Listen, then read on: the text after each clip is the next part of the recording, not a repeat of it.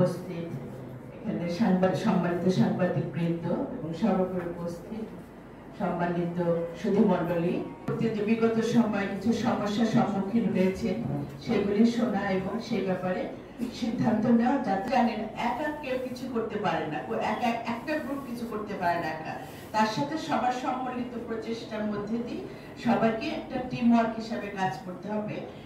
যে দলীয়করণটা প্রভাবটা খুব বেশি ছিল, মানে দলটাকে বেশি গুরুত্ব দেওয়া হচ্ছিল, কিন্তু আমি এবং আমার সাথে যারা আছে আমরা মনে করি যে আমরা দলকে প্রাধান্য দিব না, কারণ এটা প্রতিষ্ঠানটা হলো জনগণের সেবার জন্য।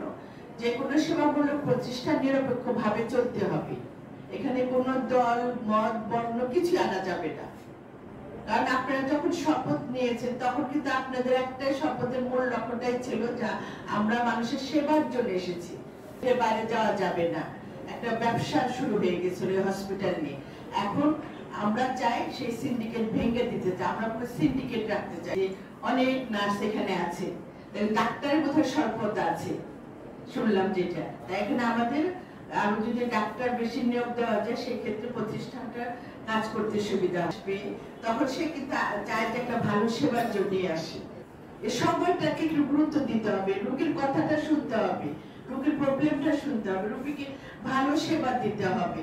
তাহলে যে ডাক্তার যে নার্স যারা আছেন তাদের কর্মটা একটা সুশৃঙ্খল ভাবে একটা সুন্দর একটা পরিবেশে চলে আসবে।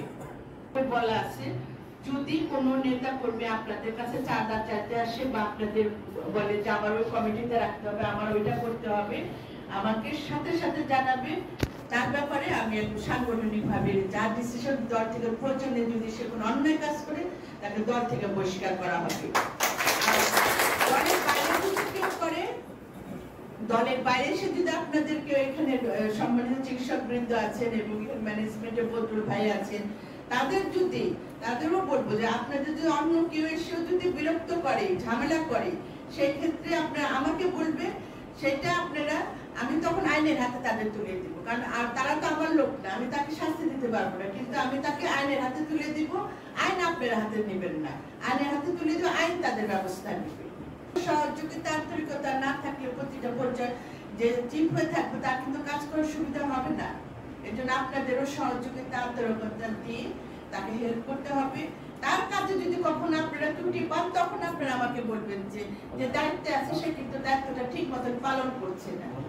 এইটা আপনাদের আমি এইটুকু ওপেন করে দিতে পারলাম আপনাদের কাছে, যে আপনারা যে কোনো সময় যে আমার ফোন নাম্বার একদম সবাই জানে, যে কোনো ব্যাপারে কারোর মাধ্যমে আসতে হবে না, সরাসরি আমাকে ফোন করে জানাতে হবে, যেটা প্রতিষ্ঠানের স্বার্থে, ব্যক্তির স্বার্থে না। এই প্রতিষ্ঠানের স্বার্থে যদি কোনো অসুবিধা হয় সেটা সরাসরি আমার সাথে কথা বলতে পারবে।